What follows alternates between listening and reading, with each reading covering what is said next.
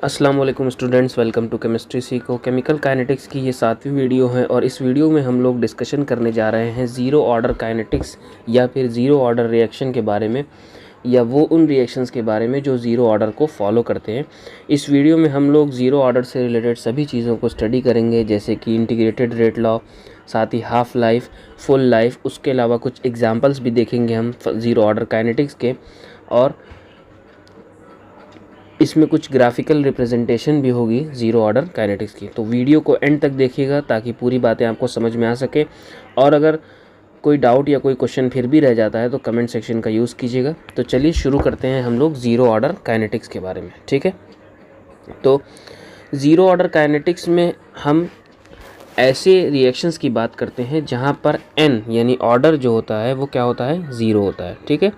Order क्या होता है, ज़ीरो होता है। तो एक एग्जांपल कंसीडर करते हैं, एक रिएक्टेंट A है जिससे कोई प्रोडक्ट बन रहा है, ठीक है। ऐसे केस में अगर हम इसका रेट कैलकुलेट करेंगे तो हमको क्या मिलेगा, KA। क्योंकि ये ज़ीरो ऑर्डर है तो इसका जो कंसंट्रेशन टर्म होगा वो क्या होगा, ज़ीरो हो जाएगा, ठीक है। और अगर किसी की पावर ज़ीरो होती है तो 1 होती है, तो यहाँ पर रेट जो है सीधे सीधे किसके बराबर हो जा रहा है, रेट कांस्टेंट के इक्वल हो जा रहा है। यानी ज़ीरो ऑर्डर काइनेटिक्स में जो रेट ऑफ रिएक्शन होगा वो रेट कांस्टेंट के बराबर होता है, ठीक है ना। मतलब जितना रेट कांस्टेंट होगा उतना ही रेट ऑफ रिएक्शन होगा। इसको अगर हम ग्राफिकल फॉर्म में रिप्रेजेंट करें तो हमको कुछ ऐसा ग्राफ मिलेगा। तो इस तरफ हम क्या लेते हैं, रेट ले लेते हैं, और इस तरफ हम क्या ले लेते हैं, कंसंट्रेशन ऑफ ए ले लेते हैं, ठीक है। तो ऐसे में रेट कांस्टेंट है, कंसंट्रेशन चेंज हो रही है लगातार, मगर रेट जो है क्या है, कांस्टेंट है। और अगर आप टाइम के रिस्पेक्ट में इसी ज़ीरो ऑर्डर को हम देखते हैं टाइम के रिस्पेक्ट में, तो हमको जो ग्राफ मिलता है वो कुछ ऐसा मिलता है, पैरेलल टू टाइम एक्सिस मिलता है, ठीक है। क्योंकि रेट में कोई चेंज नहीं है, रेट कांस्टेंट है, और टाइम के साथ ये रेट लगातार, टाइम लगातार चेंज हो रहा है मगर रेट में कोई इफेक्ट नहीं पड़ रहा है, ठीक है। इसके बाद आइए हम ज़ीरो ऑर्डर को, अच्छा इस इक्वेशन को हम लोग ना फर्स्ट मान लेते हैं, ठीक है। आइए हम ज़ीरो ऑर्डर का इंटीग्रेटेड रेट लॉ देखते हैं, ठीक। इंटीग्रेटेड रेट लॉ, तो ज़ीरो ऑर्डर का इंटीग्रेटेड रेट लॉ जो होता है, अगर ये ऑर्डर ये जो रिएक्शन है यानी ए से जो प्रोडक्ट बन रहा है, यानी ये जो हमने प्रीवियसली लिया था रिएक्शन वही वाला, ए से अगर जो प्रोडक्ट बन रहा है ये ज़ीरो ऑर्डर को फॉलो कर रहा है, तो इसका मतलब जो इसका रेट होगा वो किसके बराबर होगा, निगेटिव साइन लगाएंगे डिसअपीयरेंस दिखाने के लिए, change in reactant per unit time, ठीक है। Small change in reactant small unit time, क्योंकि हमको यहाँ इंटीग्रेशन करना है, ठीक। तो इसको हम सेकेंड इक्वेशन मान लेते हैं। अब हम दोनों इक्वेशन को कंपेयर करेंगे, यानी कि from equation first and equation second. तो फर्स्ट इक्वेशन और सेकेंड इक्वेशन में दोनों के रेट की ही वैल्यूज़ हैं। तो अगर हम दोनों रेट की वैल्यूज़ को एक दूसरे के साथ लिखते हैं तो हमको क्या मिलता है, कि ए की power 0 equals to negative D A upon D T, ठीक है। ये हमको दोनों इक्वेशंस मिलते हैं। या फिर हम सीधे सीधे क्या लिख सकते हैं, के इज इक्वल्स टू यानी rate constant is equals to D A upon D T, ठीक है। क्योंकि हमको पता है कि ए की पावर 0 बराबर हो जाती है 1 के, ठीक। तो ये हमको रेट कांस्टेंट की वैल्यू मिल जाती है। अब क्योंकि ये बहुत स्मॉल वैल्यू है तो इसको हमको इनिशियल लिमिट से फाइनल लिमिट तक इंटीग्रेट करना पड़ेगा। तो हम जब इसका इंटीग्रेशन करते हैं तो ऑन इंटीग्रेशन, अब इंटीग्रेशन करना है तो हमको इसके लिए कुछ लिमिट चाहिए होगी। तो जब इंटीग्रेशन की बात हो रही है तो हमारे पास जो लिमिट है वो क्या है कि टाइम 0 से शुरू करते हैं, मतलब इनिशियल रिएक्शन में। तो जो कंसंट्रेशन ऑफ ए रिएक्टेंट होगी वो क्या होगी, A0 होगी। ये इसकी क्या है, इनिशियल कंसंट्रेशन है, ठीक है ना। मतलब जब रिएक्शन स्टार्ट हो रहा है तो उस दौरान जो कंसंट्रेशन थी उसको हम लोग क्या लिख रहे हैं, A0 लिख रहे हैं, ठीक है। और आफ्टर टाइम t, यानी कि अब हम एक ऐसी कंडीशन पर आ गए जहाँ t टाइम तक रिएक्शन प्रोसीड हो गया, तो वहाँ पर जो A की कंसंट्रेशन है हम उसको A ही मान लेते हैं, ठीक है। ये ऐसी कंसंट्रेशन है जो किसी पर्टिकुलर टाइम इंटरवल पर होगी, ठीक है ना। मिसाल के तौर पर कोई रिएक्शन शुरू हो रहा है 10 मोल से, ठीक है। 0 मिनट पे शुरू होगा, 0 से टाइम शुरू होता है, ठीक है। अब मान लेते हैं कि ये ख़त्म होते होते 5 मोल हो गया और यहाँ पहुँचने में इसको लगा 10 सेकेंड। तो मेरे पास जो टाइम टी है वो 10 सेकेंड हो जाएगा और जो कंसंट्रेशन हो जाएगी वो 5 मोल हो जाएगी। यानी ये ए हो गया और ये A0 हो गया। ये इनिशियल ये थी, अब ये ए बन गई, ठीक है। तो इन सबको हम क्या करेंगे, इस इक्वेशन में, यानी जो इक्वेशन थर्ड हम बना रहे हैं इसको, इसमें वैल्यूज़ पुट करेंगे तो हमारे पास क्या आ जाएगा कि negative of D A is equals to K D T. इसको शॉर्ट कर मतलब इसको हमने क्या किया, इधर क्रॉस मल्टीप्लाई कर लिया, ठीक है। अब हम इसका इंटीग्रेशन लिमिट लगाते हैं। तो इंटीग्रेशन हमको कहाँ से कहाँ तक करना है, ए की कंडीशन में हमको करना है ए नॉट से ए तक, ठीक है। और माइनस कॉन्स्टेंट कोई चेंज नहीं, के कांस्टेंट है, ठीक है। टाइम के केस में हम कहाँ से कहाँ जा रहे हैं, हम 0 से t तक जा रहे हैं। तो हमारे पास ये हो जाएगा डी टी, ठीक है। अब जब हम इसको इंटीग्रेट करते हैं तो हमारे पास आ जाता है ए ऊपर ए नॉट नीचे is equals to minus k T 0 और ऊपर टी, ठीक है। इसको ऊपर नीचे मल्टीप्लाई करते हैं तो हमारे पास एक इक्वेशन आ जाता है ए इज इक्वल्स टू, यार एक स्टेप मिस हो रहा है, A minus A naught is equals to k t. या फिर हम सीधे सीधे इसको लिख लें A is equals to A naught minus k t. ये जो इक्वेशन आया है ये ज़ीरो ऑर्डर काइनेटिक्स का इक्वेशन है, ठीक है। This is a zero order kinetics equation है और इसी से हम लोग कंसंट्रेशन वगैरह कैलकुलेट कर सकते हैं जब कोई रिएक्शन ज़ीरो ऑर्डर काइनेटिक्स को फॉलो कर रहा है। जहाँ पर हमको सारी चीज़ें मालूम है, ये हमारी कंसंट्रेशन है टाइम टी पर, ठीक है। या हम सीधे कह दें कि ये रिमेनिंग कंसंट्रेशन है, ठीक। ये हमारी क्या है, इनिशियल कंसंट्रेशन है। और ये हमारा के जो है ये हमारा क्या है, रेट कांस्टेंट है। और टी टाइम में मतलब कितना टाइम चला है रिएक्शन उसके बारे में, ठीक है ना, इससे निकलेगा। तो इससे हमको इक्वेशन मिल जाएगा, ठीक है। अब इस इक्वेशन को देख के अगर हम इसका ग्राफ प्लॉट करते हैं, यानी A is equals to A naught minus k t का ग्राफ प्लॉट करते हैं, तो हम जो इसमें ग्राफ प्लॉट कर रहे होते हैं वो होता है हमारा कंसंट्रेशन वर्सेस टाइम का ग्राफ, ठीक है। तो इस एक्सिस पे हम लोग टाइम ले लेते हैं और इस पे ले लेते हैं कंसंट्रेशन ऑफ ए, ओके। तो हमको जो कर्व मिलेगा वो ऐसे मिलेगा, ठीक है। यहाँ पर ये थीटा एंगल, ये जो इंटरसेप्ट हो रहा है यही हमारा क्या होता है, ए नॉट होता है, इनिशियल कंसंट्रेशन होता है।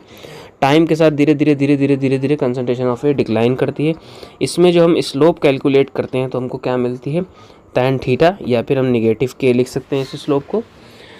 तो अगर कोई भी इक्वेशन जो कोई भी रिएक्शन जो ज़ीरो ऑर्डर काइनेटिक्स को फॉलो कर रहा है वो इस इक्वेशन को फॉलो करेगा और साथ ही साथ इस ग्राफ को भी फॉलो करेगा, यानी कि निगेटिव स्लोप होगा जो कि इंटरसेप्ट होगा कहाँ पर, ए नॉट पर, ठीक है। ये उसको फॉलो करना पड़ेगा, ठीक है। अब आ जाते हैं, हम कैलकुलेट करते हैं इसकी हाफ लाइफ को, यानी कि रिएक्शन 50% कितनी देर में प्रोसीड होगा। तो यहाँ पर हम हेडिंग ले लेते हैं half life of zero order reaction, ठीक है। Half life of zero order reaction, half life का मतलब रिएक्शन 50% प्रोसीड हो गया है, ठीक है। यानी जो टाइम टी हो जाएगा वो क्या हो जाएगा, हाफ हो जाएगा। इसका मतलब कि रिएक्शन 50% कंप्लीट हो गया है, ठीक है। तो हमारे पास जो कंसंट्रेशन होगी वो क्या हो जाएगी, इनिशियल की हाफ हो जाएगी, ठीक है। जो ए नॉट थी, जो रिमेनिंग कंसंट्रेशन वो क्या हो जाएगी, शुरू में ए नॉट थी, अब आधे टाइम में तो आधी हो जाएगी, इसलिए ऐसा कर लेते हैं ए नॉट इक्वल्स टू 2। तो इसको हम A is equals to A naught minus k t, यानी ज़ीरो ऑर्डर रिएक्शन पर इसकी वैल्यू अगर हम पुट करें तो हमको क्या मिलेगा। तो ए की वैल्यू हमारे पास आ गई A not upon 2, A naught as it is, minus k time की वैल्यू क्या हो गई, टी हाफ। तो यहाँ से जब हम इस इक्वेशन को सॉल्व करते हैं तो हमको क्या मिलता है, हमको मिलता है T half is equals to A not upon 2k। ये हो जाता है हमारा half life of reaction. This is a half life of zero order kinetics, ठीक है, या ज़ीरो ऑर्डर रिएक्शन की हाफ लाइफ। अब इस रिएक्शन में ध्यान से देखने वाली बात यह है कि हम हाफ लाइफ को इनिशियल कंसंट्रेशन से ही बता सकते हैं, ठीक है। हमको रिमेनिंग कंसंट्रेशन जानने की भी ज़रूरत नहीं कि कितना रिएक्शन प्रोसीड हुआ। अगर हमको इनिशियल कंसंट्रेशन पता हो तो हम इजीली हाफ लाइफ को कैलकुलेट कर सकते हैं, ठीक है। तो ये होता है हाफ लाइफ का इक्वेशन। और अगर आप हाफ लाइफ का ग्राफ प्लॉट करेंगे तो आपको कुछ ऐसा ग्राफ मिलेगा जिसमें हमको एक्सिस मिलती है, एकदम सीधी स्लोप मिलता है, ठीक है। इस तरह हाफ लाइफ ले लेते हैं, इधर जो है ए नॉट ले लेते हैं, ठीक।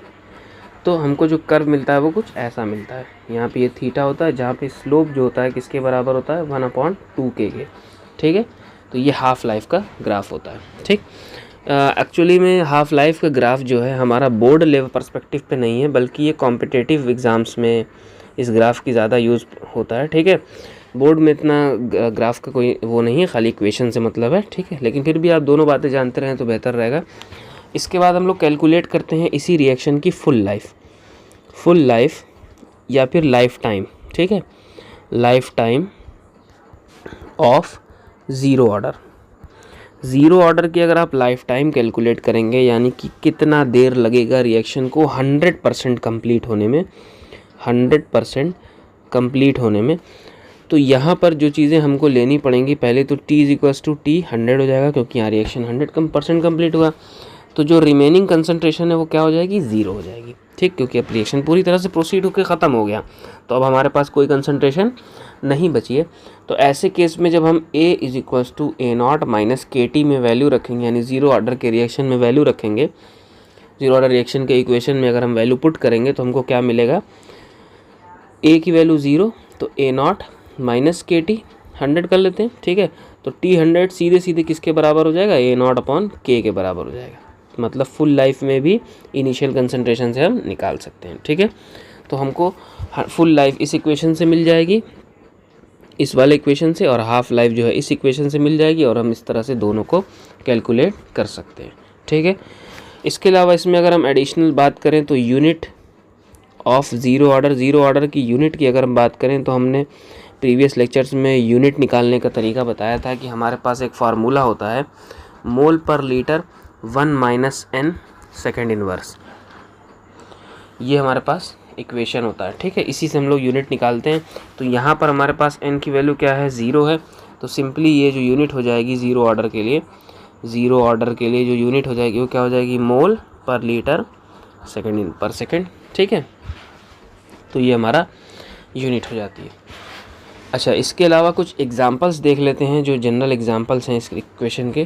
तो जनरल एग्जांपल में सबसे अच्छा एग्जांपल है फोटोकेमिकल इक्वेशन, जो कि क्लास 11th में आपने पढ़ा होगा। फ्री रेडिकल वाले रिएक्शंस वगैरह जो होते हैं, जो यूवी लाइट के प्रेजेंस में होते हैं, वो फोटोकेमिकल रिएक्शंस।